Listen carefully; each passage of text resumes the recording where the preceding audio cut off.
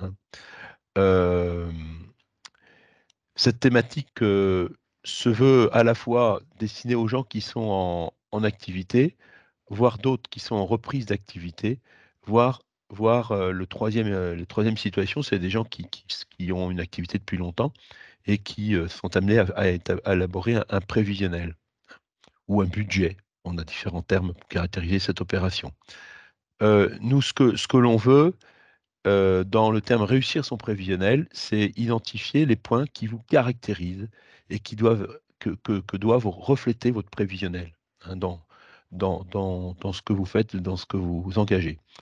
Heu, on se donne une demi-heure, donc je commence. Donc moi, c'est Vincent Bureau, je travaille à Serre France depuis, bien longtemps. Aujourd'hui, j'ai pas de voix, hein, donc je vais doucement sur ma voix. Et je travaille au développement, donc j'accompagne des créateurs, des repreneurs d'entreprises dans leur développement, ou dans leurs activités en place, hein. Voilà, puisque, à ce qui caractérise Serre France, en fait, c'est, on a à la fois un pôle de comptabilité on relève de l'ordre des experts comptables, mais aussi un pôle de conseil, qui est équivalent à l'expertise comptable, conseil auprès d'entreprises à la fois dans le domaine juridique, dans le domaine économique, social, avec des bulletins de paye, à réaliser et également, heu, marketing digital si, vous avez des préoccupations de développement, de votre, offre numérique, voire, développement de site, voire, développement d'une stratégie digitale. Nous sommes tout à fait prêts à vous accompagner puisque nous avons deux personnes qui s'en occupent, Alessia qui s'occupe de la communication et Mars qui, intervient dans un domaine d'organisation de l'offre digitale que vous pouvez avoir. Voilà. Donc on est très pluridisciplinaire et très, en restant dans la TPE-PME, mais, à 360 autour des préoccupations des entrepreneurs. Alors, ce qui nous réunit, donc Air France, c'est un réseau national avec des déclinaisons départementales. Bon, je vous inviterai à consulter le site Air France. Donc, pour l'Isère, on a des implantations sur 8 endroits. Alors, de quoi s'agit-il par rapport au prévisionnel? Donc, qu'on soit créateur ou repreneur, créer ou reprendre son entreprise, c'est autour de 5 étapes, hein. La première étape, c'est l'adéquation homme-femme-projet. La seconde, c'est les questions de marché. La troisième, c'est l'établissement d'un prévisionnel. La quatrième étape, c'est le cadre juridique, fiscal et social et réglementaire et la cinquième étape, c'est les aides. Et là, on se situe au niveau du prévisionnel, qui est un élément essentiel pour, la clé de voûte de votre modèle. Alors, c'est quoi une prévision économique? Là, je vous ai repris le terme que l'on utilise. Bonjour. Qu'on utilise, le terme prévisionnel recouvre une série d'outils tournés vers le futur qui permettent de guider le dirigeant dans ses prises de décision, hein. Donc c'est un outil de prévision, hein. Le provisionnel, c'est un élément du projet, qui correspond à votre business plan, hein et il se place, le prévisionnel, dans le modèle économique qui caractérise votre activité, hein. Je ne sais pas si certains d'entre vous, connaissent l'analyse Canvas, hein. Heu, l'analyse Canvas, c'est une analyse qui précise, qui identifie la valeur la valeur ajoutée que vous portez, vous, en tant qu'entrepreneur, à votre activité et le prévisionnel caractérise sur le plan économique, effectivement, la valeur du produit ou des services que vous proposez. Donc le prévisionnel s'appuie essentiellement sur ce que vous faites, ce que vous allez faire et donc ce ne sont surtout pas des prédictions, hein, ce qu'il faut c'est pas, «Ouais, je serai autour de temps, oui, je pense que», ça, c'est pas forcément une bonne posture quand on engage l'établissement de son prévisionnel, hein. Donc on va essayer de voir un certain nombre de clés pour le plus possible faire en sorte que le prévisionnel vous ressemble et vous caractérise. C'est bien en termes juste un point, vous me dites, hein, si vous ne voyez pas ou si vous avez des interrogations sur le passage des slides, hein, n'hésitez pas, hein. Alors, la prévision économique, pour qui? C'est avant tout pour vous, en tant que porteur de projet, hein, encore une fois, qu'on soit créateur, repreneur ou en activité. C'est pour ses partenaires. Là, j'ai identifié les banques, les plateformes, les comptables, les réseaux professionnels. Et le prévisionnel, ça permet l'échange, des échanges et une réflexion sur ce que l'on engage. Le prévisionnel est établi par le créateur et coproduit avec son conseil, hein. C'est votre feuille de route pluriannuelle. Ça, c'est très important. C'est-à-dire qu'en tout cas, chez nous, on s'interdit de bâtir un prévisionnel sans vous avoir reçu 2, 3 fois, hein. Et la plupart du temps, il y a une partie des entretiens qui se font avec vous, hein, en coproduction, hein. C'est à la fois, c'est autant c'est même plus votre acte, ce que vous faites que ce que nous faisons, hein. Nous, on met en forme, hein. Donc, le prévisionnel mesure la portée de votre projet. Vous serez amené à vous donner des hypothèses et des scénarios. Bon, on en parlera. Ça matérialise la cohérence de tout projet, à la fois de création-reprise, et ça permet quand même de repérer des financements, des besoins de recherche de financement ou des besoins de trésorerie dans ce que vous faites, hein. Heu, vous aurez, besoin d'identifier en coproduction, les recherches de financement. Alors, le prévisionnel résulte est constitué de certains tableaux financiers. Alors, voilà, il existe 3 tableaux financiers que vous connaissez. C'est le plan de financement initial, c'est mes besoins et mes ressources initiales au stade 0, au point 0, soit un point 0 qui correspond à ma création reprise, soit un point 0 si je suis déjà un entrepreneur, qui correspond à ma situation, de départ, hein. Ensuite, le prévisionnel était déterminé, on travaille essentiellement les éléments de résultat et non pas les éléments de bilan, hein, au passage. Donc le prévisionnel est amené, on travaille le compte de résultat prévisionnel, donc c'est la projection que l'on fait autour de ces résultats. Et ensuite, en troisième étape, on repère les besoins de financement, les besoins de trésorerie que cette étude de son plan de prévisionnel induit, hein. Avec souvent la question, vais-je vivre ou vais-je vivre au sens général? Ma situation est-elle rentable? Vais-je pouvoir, prélever, heu au niveau pour me rémunérer? Et puis la deuxième question, combien me coûte tout ça, dans ce qu'on engage, hein? Alors, il existe le tableau 1. Le tableau 1, c'est celui que j'ai mis au départ. Voilà, c'est le plan de financement initial. Alors, le tableau 1, il était destiné à identifier ses besoins et ses ressources, à mesurer cette trésorerie de départ et à induire, à trouver différentes formes de financement, hein. Alors, je vous ai mis, un plan de financement initial, très schématique, mais qui permet quand même de parcourir l'ensemble des postes. À gauche, vous avez les besoins, donc j'ai des besoins initiaux ou au stade 0, hein, ou à la situation initiale, si je suis déjà en activité. Donc mes besoins en investissement avec, le détail. Est-ce que j'ai besoin de financer des stocks? Différents, niveaux de stock. Est-ce que j'ai besoin de financer une TVA? J'ai souvent pour les créateurs, je peux avoir des frais qui sont liés à ma constitution et j'ai besoin aussi d'avoir une situation de trésorerie initiale. C'est en quelque sorte, c'est le solde de votre compte bancaire à l'ouverture, si vous êtes créateur de votre projet ou au stade départ, si vous êtes déjà en activité. Donc ça, ce sont mes besoins. À côté de ça, j'ai besoin d'identifier mes ressources.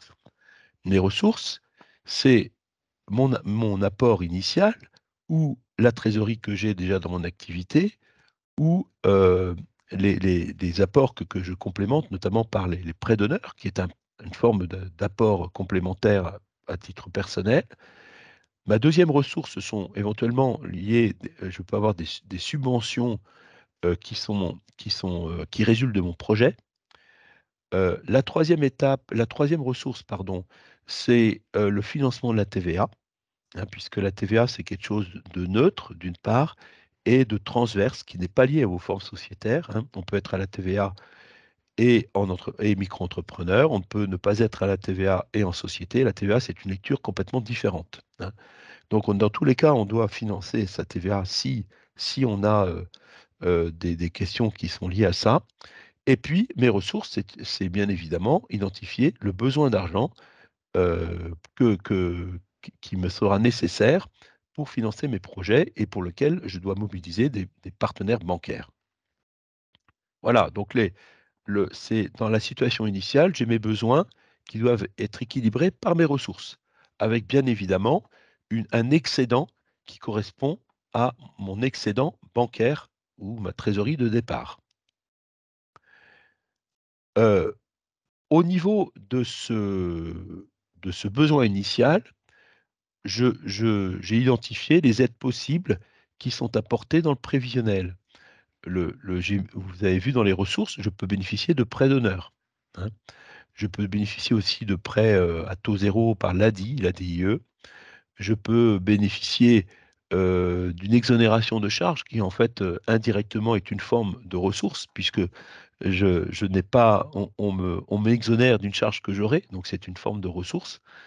Et je peux aussi bénéficier, là aussi c'est une forme de ressource, dans le sens où je peux bénéficier d'une prime à la création d'entreprise qu'on appelle l'ARS, hein. Ce sont des indemnités Pôle emploi, dont certaines peuvent être utilisées pour votre projet. Ou alors, je peux bénéficier d'un maintien de mes ARE, qui en fait est pour moi une forme de ressource, puisque je n'ai pas à prélever les ARE que Pôle emploi me donnera. Donc ça, c'est dans le stade lié au plan de financement initial, j'ai des ressources à identifier. Euh, Quelques conseils par rapport à ces prévisionnels. Il faut effectivement que votre prévisionnel soit cohérent avec votre étude de marché, hein. C'est très important que votre étude de marché soit caractérisée dans le prévisionnel. L'étude de marché, c'est souvent ce qui est le plus dur et ce qui est fait le moins facilement, et je dirais le moins bien fait, si on peut le dire comme ça, hein. Euh, on pourrait faire un webinaire spécial étude de marché, mais en tout cas, pour rester sur le sujet qui nous réunit, c'est le prévisionnel doit caractériser votre étude de marché. Le prévisionnel, c'est aussi identifier ses coûts. C'est-à-dire que vous devez partir d'une feuille blanche, vous devez travailler vos prix. Quels sont mes prix de mes prestations, services ou production de, de matériaux. Vous devez repérer les coûts induits par ces services pour les ventes, hein. Je suis, par exemple, chauffagiste. Bon, je me fais des devis types pour repérer ce que je vais vendre en termes d'installation de chauffage. Je dois aussi identifier mes coûts, donc mes achats de matériaux, mes achats de chauffe-eau, mes achats de matières que je vais incorporer dans mes chantiers, hein. Et il faut identifier aussi le temps que vous allez prévoir pour engager vos ventes, hein.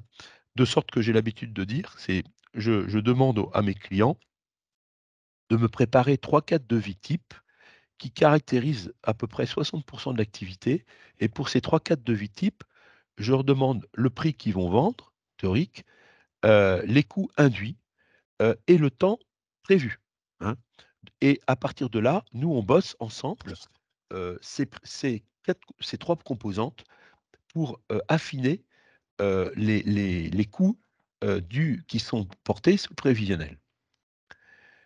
De sorte que euh, le, le prévisionnel a pour objet d'identifier son besoin de chiffre d'affaires par année. Alors, on verra tout à l'heure par rapport aux besoins de chiffre d'affaires par année, mais en fonction des coûts que vous avez, vous, qui sont induits par votre activité, en fonction de vos frais fixes, assurance, entretien, location, téléphone, annuité, en fonction de vos besoins de prélèvement ou pas, puisque on est en première, deuxième et troisième année avec des besoins de financement qui bougent, en fonction de vos charges sociales qui, elles aussi, changent entre la première, la deuxième et la troisième année, eh bien, par année, on identifie un besoin de chiffre d'affaires. Ça, c'est très important d'identifier le besoin de chiffre d'affaires de sorte que on obtienne ce qu'on appelle le chiffre d'affaires minimum, le chiffre d'affaires objectif qui ne peut que vous ressembler. C'est pour ça qu'il ne faut pas que, si possible, vous dites, vous partiez d'un chiffre d'affaires, bah, je vais faire 20 000 parce que, etc. Parce qu'on... Non, il faut que ça soit, vous puissiez être amené à démontrer, vous puissiez justement être amené à démontrer, pardon, que ce chiffre d'affaires est vraiment le chiffre d'affaires minimum. Et on verra tout à l'heure que vous devez aussi prendre du recul par rapport à ce chiffre d'affaires, hein. Mais déjà, la première étape, c'est d'identifier le chiffre d'affaires minimum par rapport à vos besoins, hein. Un prévisionnel, c'est quelque chose qui doit vous ressembler. Il caractérise vos échanges et de faire en sorte que vous soyez capable de le présenter. Et du coup, pour ça, il vous faut du temps, hein. C'est se façonne un prévisionnel, hein. On se prend plusieurs entretiens et souvent le premier jet du prévisionnel ne ressemble pas au prévisionnel définitif que vous allez être amené à présenter à votre banque ou à un partenaire financier. Je continue encore une fois, n'hésitez pas, hein, c'est l'objet à prendre la parole ou à poser une question. Alessia, tu me dis s'il y a des questions, on peut y répondre au fur et à mesure, hein. Je OK, pas continue. de souci. Alors, souvent, je vous ai mis un certain nombre de critères, comme ça, un petit peu, tels que je les vois, pour, des questions qu'on nous pose souvent. Combien dois-je prévoir en apport personnel? Tout ça pour le budget initial. Alors, ça dépend selon les secteurs d'activité. Et selon aussi des secteurs, à risque ou pas. En général, un banquier ou un partenaire financier vous demande un besoin entre 3 et 10 000 €. Alors volontairement, j'ai pris beaucoup de marge, hein, ça dépend de plein de choses, mais il est rare que votre projet soit accepté s'il n'y a pas d'apport, mais il ne faut pas surestimer l'apport initial.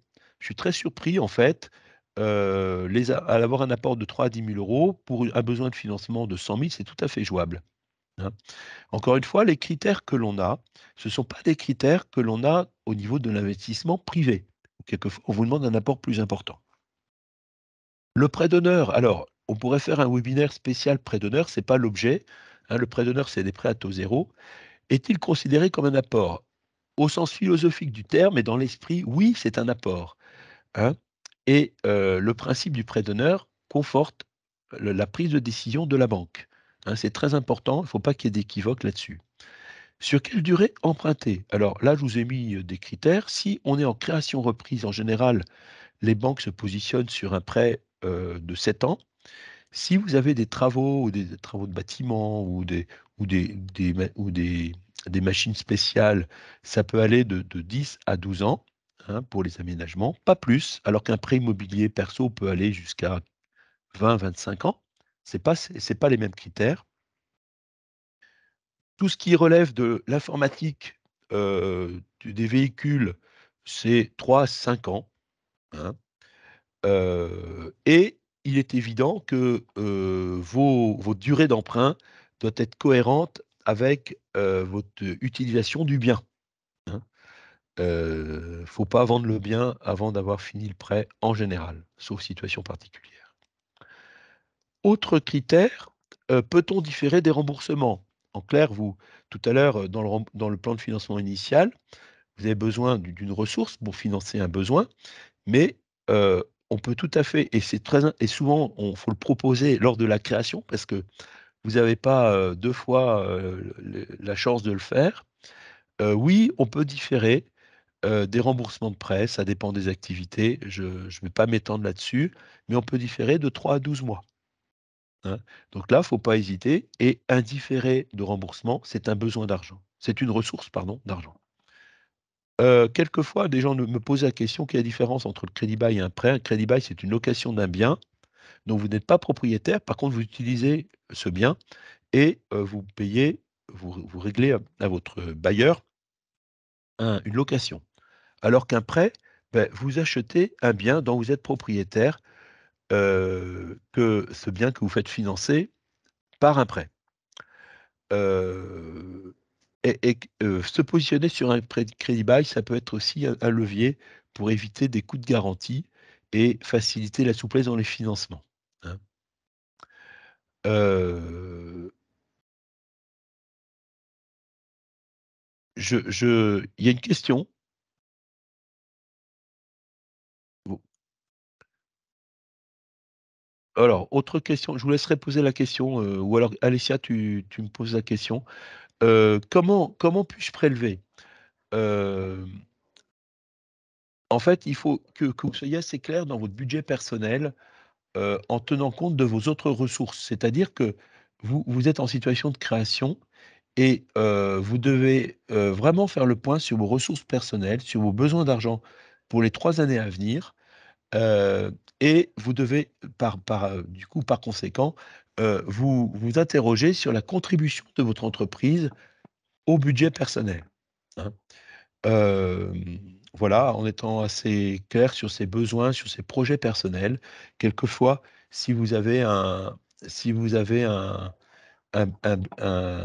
besoin, immobilier personnel, bah, de temps en faut se dire qu'il faut le différer en attendant que mon activité puisse avoir, une rentabilité suffisante. Le deuxième élément, dont on a parlé un petit peu, dans les conseils, c'est le compte de résultat. Donc c'est le deuxième élément qui compose, les éléments financiers d'un prévisionnel. Donc ça matérialise votre activité, donc avec un chiffre d'affaires, vos achats, vos frais, les charges, sociales, l'impôt, les charges financières et le résultat. Donc ça, c'est la structure d'un compte de résultat qui fait partie du deuxième tableau des éléments financiers d'un prévisionnel et ce que je disais tout à l'heure, c'est que ce résultat, doit caractériser votre étude de marché, d'une part. Le résultat, il faut le positionner année par année, et il faut surtout déterminer un besoin de chiffre d'affaires année par année, hein. Alors justement, heu, il y a 3 niveaux, vous avez 3 niveaux de chiffre d'affaires à avoir. L'année 1, c'est l'année du lancement. Il faut viser l'équilibre financier, hein. Il faut viser ce qu'on appelle le point mort, en sachant que toutes les charges de l'entreprise ne sont pas encore engagées. Donc vous avez souvent des exonérations de charges. Vous avez aussi Pôle emploi qui peut compenser l'insuffisance de prélèvements privés. Et là aussi, vous pouvez, puisque je vous l'ai exposé, avoir des différés de remboursement. Donc, c'est pas grave en soi si vous l'identifiez dès l'année 1. Bon. Donc souvent les prévisionnels volontairement sont bas en termes de chiffre d'affaires pour l'année 1 parce que moi ce que nous souhaitons, c'est, identifier vraiment le minimum pour, démarrer votre activité. Par contre, les 2 années suivantes, ça se complique. L'année 2, c'est l'année de développement. Les aides s'amenuisent et vous devez, à terme, atteindre l'autonomie. Donc forcément, vous avez un besoin de chiffre d'affaires bien plus important.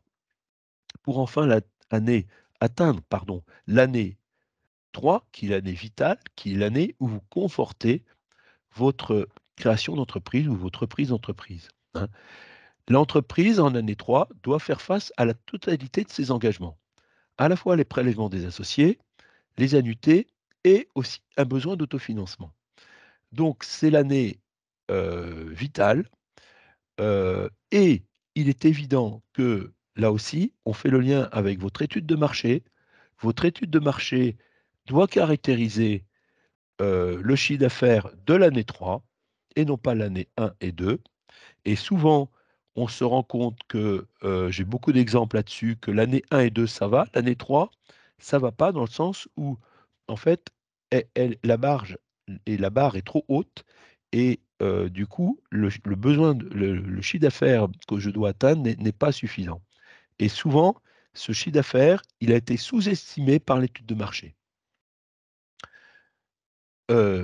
Donc, il faut vraiment travailler en fonction de ça. Et identifier aussi des chiffres d'affaires par année, c'est très important pour les objectifs. Nous, en termes de suivi d'activité, c'est bien puisqu'on a les chiffres d'affaires qui varient selon les cycles dans lesquels vous êtes. Alors, analyser, là aussi, il faut prendre du recul au niveau de l'analyse de ces comptes, de ces chiffres du prévisionnel. Il faut vous comparer vos chiffres que vous avez, année 1, 2, 3, avec votre étude de marché. Ça, j'insiste, mais c'est vraiment capital, notamment les chiffres identifiés que vous pouvez identifier, et ce n'est pas facile entre nous auprès de la concurrence. Il existe des références économiques. Nous, Serfrance, on en produit des références économiques dans différents domaines, hein. Euh, les dossiers qui relèvent artisans commerçants, les dossiers qui relèvent de la MSA également, hein, en fonction des codes APE. Le code APE, c'est ce qui caractérise une activité.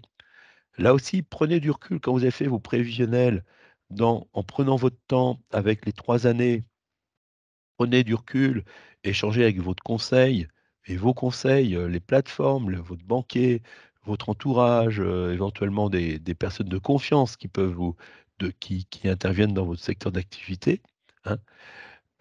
Et surtout, il faut avoir une approche gestion. Jusqu'à présent, là, dans le webinaire, je ne vous ai pas parlé encore de fiscalité, de cotisation sociale. Ce n'est pas l'objet. L'important, c'est l'aspect économique. Quand on est à peu près clair sur ses engagements financiers sur le plan économique, on fait une lecture fiscale, on fait une lecture sociale, voire une lecture juridique de forme sociétaire. Mais ça, c'est une conséquence. Il faut toujours mettre les choses comme ça. Alors, il y a des fois où on met le modèle juridique bien en amont pour des raisons juridiques, mais c'est pas très, sur le plan intellectuel, il faut faire attention. Et c'est pour ça que dans la slide initiale, je vous ai mis le prévisionnel, dans les 5 étapes, je vous ai mis le prévisionnel en étape 3 avant l'étape 4, qui est l'étape fiscale, juridique et sociale. Alors, quand on a ce prévisionnel, on doit répondre à la question, mon entreprise est-elle rentable, hein? C'est euh, c'est évident qu'il faut savoir si je peux faire face à mes engagements. Alors, ce n'est pas l'objet du webinaire, parce que là, on a 3 quarts d'heure. Mais ce qu'il faut repérer, c'est que vous soyez amené à faire une analyse de gestion, ce qu'on appelle les soldes intermédiaires de gestion, hein. Donc, dans votre prévisionnel, vous aurez besoin de repérer votre chiffre d'affaires, vos achats consommés. Donc, ce sont les achats, je crois que ce sont les achats qui sont identifiés.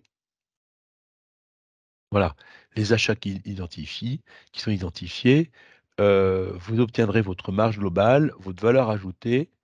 On retranche les impôts, les charges sociales, et on obtient un chiffre essentiel qui s'appelle l'EBE, qui caractérise votre rentabilité globale, hein. Et ensuite, on décline les incidences fiscales et sociales pour obtenir votre résultat de l'exercice. Alors, pour le terme qu'il faut regarder aujourd'hui, c'est pour ça, répondre à la question, mon entreprise est-elle rentable? Eh bien, on y répond en regardant le critère essentiel, c'est le critère de l'EBE, l'excédent brut d'exploitation. L'excédent brut d'exploitation, il caractérise votre rentabilité puisqu'on déduit vos ventes, les achats, les frais fixes, les frais variables, les charges de personnel, y compris vos charges sociales, hein, et ceci avant tout impact fiscal et tout impact des investissements. Heu, Exemple, l'EBE par exemple, vous êtes fleuriste, eh bien, pour, repérer l'EBE, ben, vous vendez des fleurs, vous achetez des fleurs, vous avez des frais de location, et il y a une rémunération de vous ou d'un salarié, et vous devez déduire vos charges sociales. Donc ça, c'est l'EBE d'une fleuriste.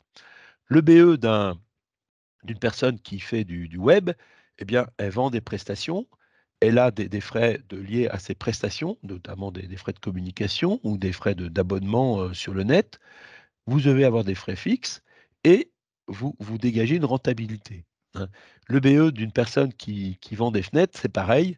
Vous vendez des fenêtres, vous achetez des fenêtres, vous avez des frais fixes qui sont liés aux frais de route ou d'installation, et vous déterminez une rentabilité. Dans les 3 exemples que je vous ai donnés, eh bien, je ne vous ai pas parlé d'investissement, je ne vous ai pas parlé de, de financement. C'est volontairement parce que le BE, c'est ce qui caractérise ce que vous dégagez, hein. Et après, on doit s'assurer que le BE finance le remboursement des prêts que vous avez empruntés, que vous avez souscrits, pardon, y compris le prêt d'honneur. Le BE doit financer vos prélèvements privés si vous êtes en situation d'entreprise individuelle. Si vous êtes en société, logiquement, les prélèvements ils sont déjà déduits de l'EBE. Et le BE doit dégager un autofinancement pour faire face à ses imprévus, à sa marge de sécurité ou à l'autofinancement des futurs investissements, hein. Donc, mon projet est rentable si mon EBE est positif, hein. Un EBE négatif, eh bien, signifie que votre activité n'est pas rentable, hein. Et si l'EBE, moins les annuités, moins les prélèvements privés est négatif, c'est ce qui caractérise un EBE négatif, là, il faut vite s'arrêter pas au niveau cessation d'activité, il faut vite s'interroger pour comprendre pourquoi je ne suis pas rentable, hein. Heu, Ça, c'est très important. Ce critère-là est essentiel. Il fonctionne pour les créations d'entreprises et il fonctionne notamment pour les reprises d'entreprises, hein. C'est là où on fait le rapprochement entre la valeur de l'entreprise que vous allez racheter et ce qu'elle dégage potentiellement, hein, avec notamment le critère EBE, hein. C'est effectivement, c'est capital. Je continue, n'hésitez pas à m'interrompre, hein, pour les poser des questions. Heu Un point sur le tableau 3, c'est sur la trésorerie. Tableau 1, c'est emploi ressources, besoin ressources. Le tableau 2, c'est le compte de résultat. Le tableau 3, c'est sa trésorerie. La trésorerie, c'est l'évolution de son compte bancaire au mois, au titre de ses premières années d'activité. Alors, comment maîtriser sa trésorerie? Eh bien, on maîtrise sa trésorerie en jouant sur la TVA, des crédits de TVA, en jouant sur les besoins le délai de paiement de ses clients, des fournisseurs, en jouant sur son besoin d'argent au titre de son cycle d'activité, en maîtrisant l'achat de ses stocks, en demandant des acomptes, en anticipant les décalages de trésorerie, etc., etc. Ça, c'est important qu'au quotidien, vous puissiez maîtriser votre trésorerie. Ça fait partie du job du prévisionnel. Le prévisionnel va jusqu'à la trésorerie, hein. Et la trésorerie permet de dire, eh bien, quel est jusqu'à combien mon banquier peut, entre guillemets, me couvrir un besoin d'argent.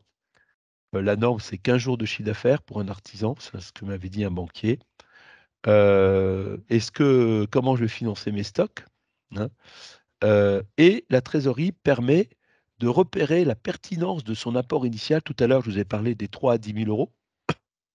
C'est un élément qu'on met au début et puis qu'on rapproche avec votre plan de trésorerie pour savoir si votre besoin de trésorerie est bon ou pas, avec la pertinence du montant que vous avez apporté au départ.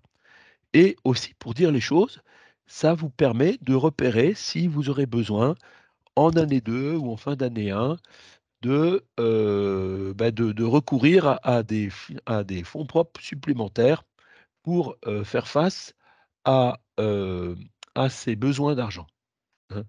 Voilà, le besoin de trésorerie qui ne doit pas être sous-estimé. Alors, et ça sera ma dernière slide par rapport avant vos questions. Il existe différents outils pour calculer son prévisionnel. Bon, il y a Excel, il y a le comptable. Bien sûr, moi, mon job, c'est d'élaborer, moi et mes collègues conseillers de Serre France, c'est d'élaborer avec vous le prévisionnel.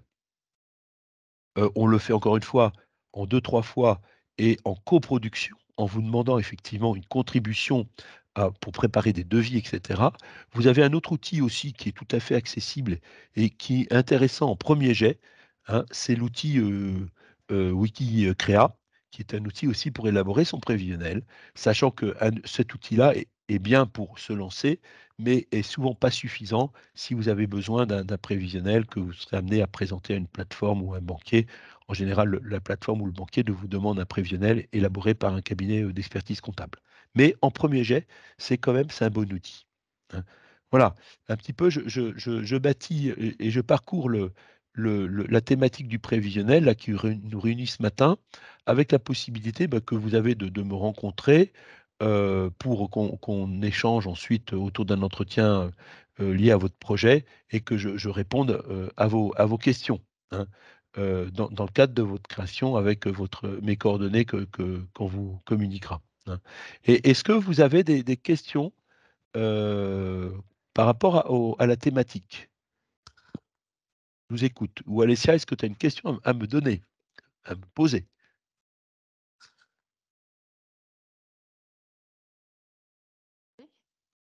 Allô? Oui, on m'entend? Ouais, Alors est-ce que la question de Jerry Thomas a été enfin, ça a été répondu? J'ai pas laquelle? alors la DJA qui est considérée comme un apport perso? Oui, alors, Oui, c'est bon ça? non, j'ai pas répondu à la Ah pardon, question. OK. Est-elle Euh, versée en une ou plusieurs fois? alors, la DGA est versée au début, vous avez 50%, après 30% et 20% à la suite, hein. Donc, elle se verse sur 2 ans. La DGA, effectivement, peut être considérée comme un apport. Alors, la DGA, oui, au passage, pour les gens c'est un dispositif qui est lié aux installations en agriculture, hein, c'est un dispositif pour financer les gens qui sont bénéficiaires d'aides publiques à l'installation. La DGA peut être assimilée à un apport. Par contre, comme on n'a que 50% au début, ben, ce n'est pas 100%. Donc, faut voir le delta.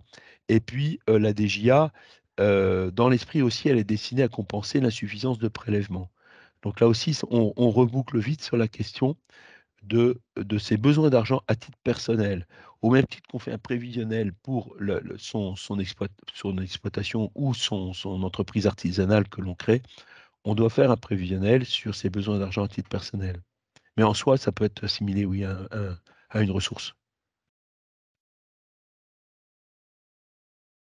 Est-ce qu'il y a d'autres questions?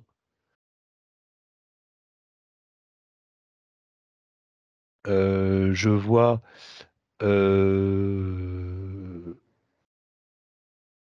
Géry Thomas, Monsieur Poussin, Madame Bassot, Benoît, Monsieur Mahé. Est-ce qu'il y a des questions ou à la limite partager sur si vous avez des questions sur élaborer par exemple, comment déterminer votre chiffre d'affaires par rapport à vos activités, n'hésitez pas à poser la question là. C'est fait pour, hein, également.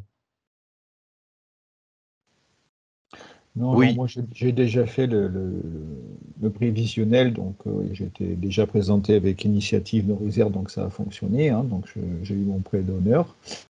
Non, après je suis venu sur ce webinaire justement pour vraiment bien comprendre les détails de ce prévisionnel, parce que c'est vrai que bon, quand on n'est pas habitué à une entreprise, c'est vrai oui, que c'est un petit peu difficile à tout comprendre et à tout décortiquer, quoi. ça a répondu? Bah oui, pas mal. Il y a Oui. toujours des Bon, questions parce que ouais, voilà. Mais bon, mais c'est vrai que le fait de répéter les choses, ça, voilà, ça, volontairement, j'ai un peu répété, mais bon. voilà. Non, mais c'est vrai. Puis même par rapport à la premier entretien qu'on avait eu, puis après par la suite, c'est vrai qu'au fur et à mesure, j'ai des questions, mais il y a des choses qui s'éclaircissent quand même. Oui, oui, oui.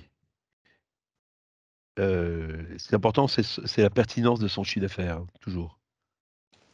Voilà, c'est bon. Au fur et à mesure que vous avanciez, voilà, moi je regardais le bilan que j'avais. Est-ce que ça correspondait bien, voilà, à mes prévisionnels? Est-ce que Mm. c'était clair, logique? Et alors, justement, vous me donnez l'occasion, un prévisionnel ou un budget, on peut appeler ça comme vous voulez, un prévisionnel, logiquement, se fait tous les ans. C'est-à-dire que euh, au- alors nous, on fait le prévisionnel, quand on est en création, c'est année 1, 2, 3. Quelquefois, pour des situations, on en fait sur 5 ans. Mais en fin de l'année 1, vous devez le refaire pour l'année 2. Hein, et c'est très important parce qu'il y a toujours des ajustements. D'abord, vous avez une année derrière vous en coût réel, donc vous avez vraiment, vous pouvez prendre du recul. Et puis, ça nous permet, nous, et même pour vous, de repérer où vous en êtes, de se dire bah, c'est atteignable, c'est pas atteignable, c'est rentable, c'est pas rentable. Enfin, c'est capital, hein, c'est un budget, et tous les ans, on se fait son contrôle budgétaire. Nous, quand on présente les comptes, on doit, par grande masse, alors on peut le faire dans le détail ou moins dans le détail, mais par grande masse, on doit s'assurer que le BE de l'année en cours ou de l'année qu'on projette soit cohérent. Hein, on rapproche aussi avec les études économiques et on se donne des matériaux pour enrichir la, la lecture de vos activités. Est-ce qu'il y a des questions? Madame Bassot, par exemple, je ne sais pas qui. Alors, Ouais. justement, bonjour. Je n'ai pas vraiment de questions parce que moi, je suis au tout début et pour moi, c'est une découverte. Donc, j'en Ouais. aurai bientôt, d'ici pas longtemps, je pense. Mais pour Bon, l'instant, on en reparlera. voilà. Hein, mais non, enfin, alors quand on est au début, faut y aller avec des chiffres un peu comme ça. Même faites-les avec vous-même. Et puis après, quand vous voyez un conseil, ben, c'est l'occasion d'échanger. Hein, mais là aussi, ce qu'on veut, c'est que vous accapariez le chiffre. Euh, on veut pas que le prévisionnel soit. Ah bah, c'est mon comptable. J'aime pas quand on dit bah, oui, c'est le comptable qui a fait le prévisionnel. Je dis oui, d'accord, on était au clavier et aux écrans et on a zoomé sur ce qu'il fallait et ce qu'il fallait pas. Mais pour autant, c'est vous. Et il faut que vous soyez demain capable de l'exprimer euh, mieux que le comptable, hein, puisque ça vous caractérise. Donc au début, on ne sait pas, mettez des chiffres et après, avec le comptable, vous croisez. Et ça conforte du reste, ça enrichit les discussions. Monsieur Thomas, ou Géry. Thomas. Oui, bah moi, non, pas forcément de questions. Après, c'est plus ma question vers les banquiers. Après, qu'est-ce qu'ils regardent vraiment? J'imagine qu'il y a des ratios un peu économiques auxquels ils s'attachent le plus. Ouais. Les Est-ce qu'eux, critères ils des ont banques. vraiment une lecture, voilà, une lecture financière et ils sont pas non plus dans. Enfin, c'est Alors, quand même des banquiers agricoles, mais bon, ça reste des banquiers. oui, Donc, parce que là, vous avez un dossier agricole, a priori. Parce que là, le webinaire s'adresse à la fois à des gens qui ont un projet agricole et oui, non oui, agricole. Hein. Alors, il est évident que le banquier, si vous allez voir un banquier, vous allez voir un pro qui est banquier. Donc, il prend la casquette banquier. Donc, effectivement, ils ont des critères. Mais pas que. C'est-à-dire que vous devez euh, ils doivent, les critères, c'est des critères de BE par rapport au chiffre d'affaires, c'est des critères d'endettement. Un prévisionnel avec un résultat exceptionnel dès l'année 1, c'est difficilement compréhensible, donc il faut peut-être faire des hypothèses un peu plus basses. Hein.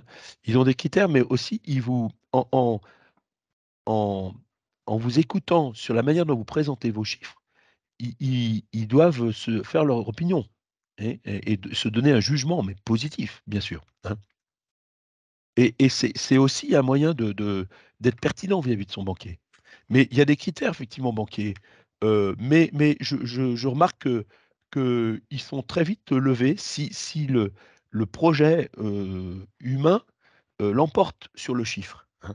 Alors, par contre, il y a des secteurs où c'est compliqué. Bon, la restauration, les, la restauration, bon, l'équestre pour ceux qui ont des dossiers agricoles, euh, les projets avec des, euh, des normes, des normes spécifiques, euh, voilà. Mais ça, c'est lié au métier. Hein. Les projets où il y a des qualifications demandées, bah, il faut que vous ayez les qualifications pour le faire. Hein. Mais l'important, ce que je veux vous faire toucher du doigt, c'est il doit vous ressembler le prévisionnel et on peut emporter, moi je le vois très souvent, notamment dans les plateformes, bah, les gens, quand on voit le dossier avec le chiffre, on y croit à moitié, mais quand on voit la personne qui présente le chiffre, bah, on y croit 10 fois. Et c'est ça que je veux vis-à-vis vous en tant que porteur de projet. d'accord. Voilà, enfin, oui. Euh, euh, là, la personne qui vient de me poser la question, là, je ne l'ai pas. Oui, Allez-y. oui, Ouais, oui, Anthony. bonjour. Ouais, J'ai bien suivi, donc je ouais. découvre et je suis qu'au stade d'idées Hmm. et d'envie, mais Ouais. si je comprends un peu vos tableaux sur la rédaction du prévisionnel, moi, ce qui me fait peur, c'est l'étude de marché et son réalisme par rapport oui, à l'envie que je peux avoir, mais est-ce que c'est fiable? Mes données sont fiables? L'estimation que je fais du marché, en l'occurrence, est-elle fiable? Enfin, c'est sur ce pan-là que j'ai plus Oui. d'inquiétude. Alors, bon, vous êtes dans quel domaine? Pour faire simple, Ce serait plus de l'événementiel. événementiel. Ouais, d'accord. Oui. Là, on voit bien, enfin, événementiel. L'étude de marché. L'étude de marché, c'est quoi? C'est mon produit, mon offre de service, mes concurrents, mes clients, euh, mon environnement peut-être technique ou juridique ou réglementaire lié à l'activité que je vais entreprendre. Comment moi, je me positionne avec toutes ces dimensions que je vous ai listées, hein. Et euh, il ne faut pas qu'il y ait d'incohérence au final. Et si vous voyez des incohérences dans votre étude de marché, enfin, si vous voyez des incohérences plutôt entre ce que vous allez faire et votre étude de marché, c'est aussi, vous devez corriger ce que vous allez faire, ou si vous vous dites, je ne peux pas corriger, dans ce cas-là, vous êtes en incohérence, et dans ce cas-là, l'étude de marché a pour objet de dire, non, c'est pas réaliste de créer, si vous voulez. L'étude de marché est destinée aussi à dire non à la création, hein. Mais en tout cas, si vous êtes déjà au stade du prévisionnel, c'est que déjà votre étude de marché, vous avez quand même réfléchi à ça. Et vous devez, comment dire, matérialiser votre étude de marché dans le prévisionnel. Elle doit ressembler, elle doit jaillir, quoi, cette étude de marché dans le prévisionnel, hein. Bon, là, je sais, parmi les invités, il y a une dame qui crée une activité, elle se reconnaîtra, qui crée une activité d'un gîte rural ou une table d'hôte. Bon, eh bien, vous êtes implanté sur un territoire, il faut faire l'état de l'offre autour. euh, Voir, on entend tout le temps que le tourisme vert, avec à la fin du Covid, explose. Les chiffres de Gîtes de France, ils n'ont jamais fait une aussi meilleure année que l'année 21. Voilà, donc il y a des éléments factuels du marché qui font que ces éléments, je les mets en avant pour moi-même bâtir mon prévisionnel, hein. Donc je suis et donc mon étude de marché, logiquement, elle est positive pour pouvoir créer mon activité. Mais si vous êtes dans l'événementiel, j'ignore comme ça à la levée où en est l'événementiel. Il y a peut-être des festivals qui sont différés ou qui vont arriver, mais c'est pas en place. Il y en a qui se font, hein. Ça quand même, ça vient de démarrer, mais bon, s'il y a des incertitudes, vous prenez un risque. Bon, mais vous pouvez l'assurer, mais il faut aussi que vous prépariez vos arrières. Ma trésorerie, si elle est insuffisante, eh bien, comment je pourrais abonder pour ma deuxième, ma troisième année, pour que sur le temps, je pérennise mon activité. Enfin, c'est ça, hein, mais c'est évident que le plus dur, c'est l'étude de marché. C'est comment je suis pertinent, comment je crée de la pertinence avec mon projet, avec ce que j'engage dans mon étude de marché. Alors, là-dessus, nous, on peut intervenir, hein, au niveau de l'étude de marché, sur à la fois l'élaborer pour vous, ou alors vous rentrez dans un questionnaire, dans un questionnement méthodologique pour arriver à discerner un petit peu la pertinence de cette étude de marché par rapport à votre prévisionnel. Souvent, un banquier vous demandera une étude de marché pour justement conforter la décision de vous financer. Voilà. Oh, ok, merci beaucoup. Ouais, je vous en prie. Bon, écoutez, ça fait 3/4 d'heure, même 50 minutes qu'on est ensemble. Je vous laisse. Alessia vous communiquera la, la fin, et n'hésitez pas à revenir vers moi pour toutes questions. J'ai la liste des inscrits, donc je vous passerai un coup de fil pour savoir où vous en êtes et si vous souhaitez qu'on prolonge les échanges. Hein, en tout cas, merci pour vos questions. Je suis toujours, j'ai une voix qui, j'espère, vous a pas trop gêné. J'appréhendais de ne pas pouvoir terminer à cause de ma voix. Mais bon, je vous salue et puis à bientôt. Hein. Merci à vous. Merci. Merci, bonne journée.